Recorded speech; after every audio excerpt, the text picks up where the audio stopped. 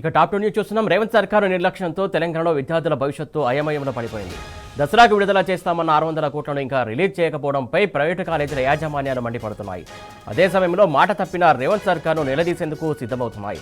Fee reimbursement బకాయిలు వెంటనే విడుదల చేయాలని డిమాండ్ చేస్తూ ప్రైవేటు కాలేజీల యాజమాన్యాలు అత్యవసర సమావేశం ఏర్పాటు చేశాయి.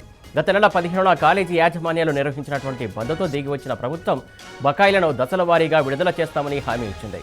దీంతో ప్రైవేటు కాలేజీ యాజమాన్యాలు బంద్ విరమించాయి. అయితే 2 వారాలు గడిచినా ప్రభుత్వం ₹1 విడుదల చేయకపోవడంతో కాలేజీ యాజమాన్యాలు మళ్లీ బందుబాట పట్టనున్నాయి. సర్కారు మొండి వైఖరిని నిరసిస్తూ ఈ నెల 13వ తేదీ నుంచి నిరవధిక బంద్కు సిద్ధమవుతున్నాయి.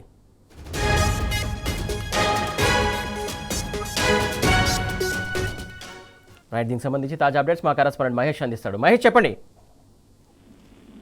పెండింగ్ ఫీజు రీయింబర్స్మెంట్ బకాయిలు చెల్లించాలని రాష్ట్ర ప్రభుత్వాన్ని డిమాండ్ చేస్తూ మరొకసారి ఈ రోజు తెలంగాణ ఉన్నత విద్యా సంస్థల సమాఖ్య భేటీ అయింది. ఈ భేటీలో ప్రధానంగా తమకు రావాల్సిన 1200 కోట్ల ఫీజు బకాయిలు వెంటనే విడుదల చేయాలంటూ కూడా రాష్ట్ర ప్రభుత్వాన్ని వారు అల్టిమేటం జారీ చేశారు. ఈ నెల 12 వరకు గడువు విధించారు. 12 లోపు రావాల్సిన 1200 కోట్లు బకాయిలు రాకపోతే 13 నుంచి వివిధ రూపాల్లో కూడా తమ పోరాటాన్ని ఉధృతం చేస్తామని రాష్ట్ర ప్రభుత్వానికి హెచ్చరించారు. ఈ 13 జరిగే తమ పోరాటంలో అటు విద్యార్థులను కూడా భాగస్వామ్యం చేసి పెద్ద ఎత్తున కూడా తమ నిరసన కార్యక్రమాలు చేపడతామంటే దశల వారీగా రోజుకొక కార్యక్రమం చొప్పున తీసుకుంటామని కూడా రాష్ట్ర ప్రభుత్వాన్ని హెచ్చరించిన పరిస్థితి కనిపిస్తా ఉంది.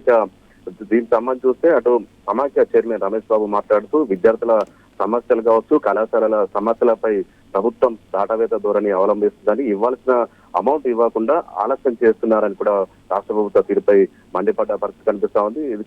గత భేటీలో అటు డిప్యూటీ సీఎం బట్టి విక్రమార్క కావచ్చు, ఇటు మంత్రులు ఉత్తమ్ కుమార్ రెడ్డి, అటు శ్రీధరబాబు సమక్షంలో తాము చర్చలు జరిపాము. దసరాకు 600 కోట్లు ఇస్తామని చెప్పారు. మరొక విడత సంబంధించి దీపావళికి మరొక 600 కోట్లు ఇస్తామని చెప్పారు. అయితే దసరా వచ్చింది కానీ ఇంతవరకు తమకు రావాల్సిన 600 కోట్లకు సంబంధించి ₹1 కూడా చెల్లించలేని చెప్తున్నారు. ఇక 200 కోట్లు రిలీజ్ చేశామని చెప్తున్నారు కానీ అవి ఎవరికి అకౌంట్ లో పడ్డాయి ఏంటి అనేది కూడా ఒక క్లారిటీ లేదంటూ కూడా వీరు కొంత ఆందోళన వ్యక్తం చేస్తున్న పరిస్థితి కనిపిస్తా ఉంది. మాట తప్పిన రాష్ట్ర ప్రభుత్వంపై అటు ప్రైవేట్ కాలేజీల యాజమాన్యాలు తీవ్ర అసంతృప్తి కూడా వ్యక్తం చేస్తున్నాయి. రాష్ట్రంలో విద్య ఉన్నదా, విద్యా సంస్థలు నడుస్తున్నాయా అన్న అనుమానాన్ని కూడా వారు వ్యక్తం చేస్తున్న పరిస్థితి కనిపిస్తా ఉంది. ₹1 రావాల్సిన కళాశాలలు కనీసం కేవలం ₹1,00,000 కూడా వచ్చే పరిస్థితి లేదంటూ కూడా వారు కొంత ఆవేదన వ్యక్తం చేస్తున్న పరిస్థితి కనిపిస్తా ఉంది.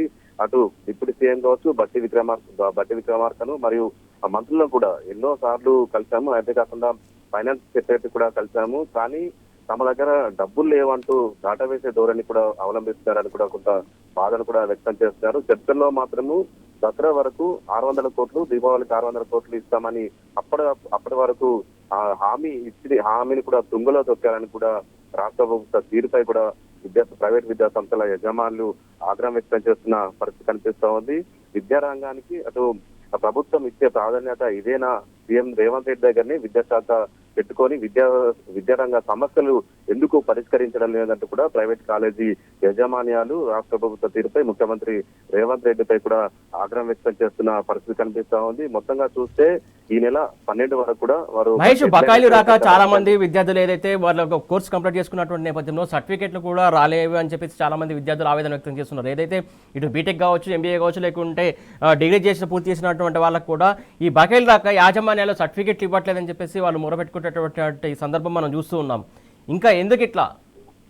గత 22 కాంగ్రెస్ ప్రభుత్వం ఏర్పడి గత 22 నెలల నుంచి కూడా ఇదే పరిస్థితి నెలకొంది. ఫీజు రీయింబర్స్మెంట్ బకాయిలు రాక అటు విద్యార్థులు తీవ్ర ఆందోళన వ్యక్తం చేస్తున్నారు. తమ భవిష్యత్తు కూడా అంధకారంలోకి వెళ్తున్న పరిస్థితి నెలకొంది. ఎందుకంటే కాలేజీ యజమాన్యాలు కొన్ని కాలేజీలకు సంబంధించి చూస్తే సర్టిఫికెట్లు ఇవ్వకపోవడంతో వారు పై చదువులు చదవలేక ఎంతో ఆందోళన వ్యక్తం చేస్తున్న పరిస్థితి కనిపిస్తా ఉంది. ఎందుకంటే ఫీజు రీయింబర్స్మెంట్ ముఖ్యంగా చూస్తే పేద మధ్యతరగతి విద్యార్థులకు సంబంధించి ఎంతో ఉపయోగకరంగా ఉంటుంది. గత బీఆర్ఎస్ ప్రభుత్వంలో ఎలాంటి ఇబ్బందులు తలెత్తలేదు. విడతల వారీగా ఎప్పటికప్పుడు కాలేజీ యాజమాన్యాలకు సంబంధించి ఫీజు రీయింబర్స్మెంట్ బకాయిలు చెల్లించింది. వారికి విద్యార్థులకు సంబంధించి ఎలాంటి ఇబ్బందులు లేకుండా చూసింది. కానీ కాంగ్రెస్ ప్రభుత్వం వచ్చాక మాత్రము దాదాపు పెండింగ్ బకాయిలు 10,000 కోట్ల దాకా పేరుకుపోయాయని కూడా కాలేజీ యాజమాన్యాలు కూడా ఆందోళన వ్యక్తం చేస్తున్నాయి. అటు విద్యార్థులు కొన్ని కాలేజీలు సర్టిఫికెట్లు ఇవ్వకపోగా వారు ఉన్నత చదువులు చదివేందుకు కూడా కొంత ఇబ్బందులు కూడా ఎదుర్కొంటున్న పరిస్థితి కనిపిస్తుంది. మొత్తంగా చూస్తే పేద మధ్యతరగతి విద్యార్థులను విద్యకు దూరం చేసే కుట్రలు జరుగుతున్నాయన్న అనుమానాలు కూడా విద్యార్థి సంఘాలు కూడా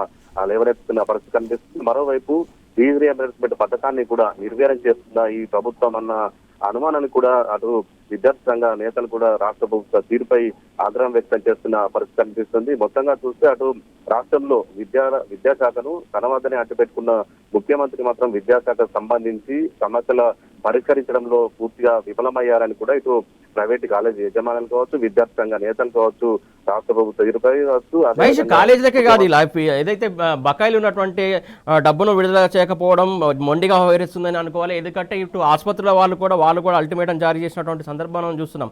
ఎందుకు ప్రభుత్వం ఇలా మొండిగా వ్యవహరిస్తుంది? ఇచ్చినటువంటి హామీలు ఎందుకు నెరవేర్చుకోవట్లేదు?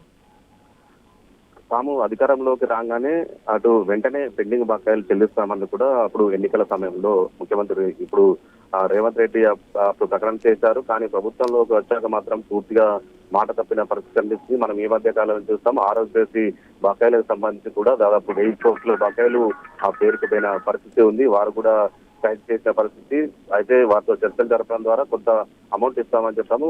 తర్వాత వారు వెనక్కి దిగిన పరిస్థితి కనిపిస్తుంది. అయితే విద్యారంగం సంబంధించి చూస్తే ఇది కూడా ఇలాంటి పరిస్థితి నెలకొంది. మొత్తం ఆ ఫీజు రీయింబర్స్మెంట్ బకాయిలు అయితే వేలాదిగా పేరుకుపోయాయి. తాము అధికారంలో రాగానే వెంటనే చెల్లిస్తామని చెప్పారు. కానీ అధికారంలోకి వచ్చాక మాట మార్చారు. ఇప్పుడు ప్రభుత్వంలో ఉన్నారు. తమ దగ్గర ఒక్క రూపాయి కూడా బడ్జెట్ లేదంటూ కూడా దాటవేసే ధోరణి అవలంబిస్తున్నారు. అంతేకాకుండా అటు మిస్ వరల్డ్ ఫుడ్లకు సంబంధించి డబ్బులు ఉంటాయి, ఇక ఇతర పనులకు సంబంధించి కూడా డబ్బులు ఉంటాయి. మరొక వైపు ఇటు కమిషన్లు తీసుకోలేదే ఎలాంటి బడ్జెట్ నిధులు కూడా విడుదల చేయట్లేదంటూ కూడా పలు రాజకీయ పార్టీలకు సంబంధించి కూడా వారు రాష్ట్ర ప్రభుత్వ తీరుపై కూడా ఆగ్రహం వ్యక్తం చేస్తున్న పరిస్థితి కనిపిస్తుంది. ఇప్పటికే అటు బీఆర్ఎస్ వర్కింగ్ ప్రెసిడెంట్ కేటీఆర్ కావచ్చు, మాజీ మంత్రి హరీష్ రావు సైతం ఫీజు రీయింబర్స్మెంట్ బకాయిలు వెంటనే విడుదల చేయాలంటూ కూడా రాష్ట్ర ప్రభుత్వాన్ని గట్టిగా ఆగ్రహించిన పరిస్థితి కనిపిస్తా ఉంది. ఎందుకంటే పేద పిల్లల కావచ్చు, విద్యార్థుల మధ్యతరగతి విద్యార్థులను విద్యకు దూరం చేసే కుట్ర రాష్ట్ర ప్రభుత్వం చేస్తుందని కూడా వారు రాష్ట్ర ప్రభుత్వ తీరుపై కూడా ఆగ్రహం వ్యక్తం చేసిన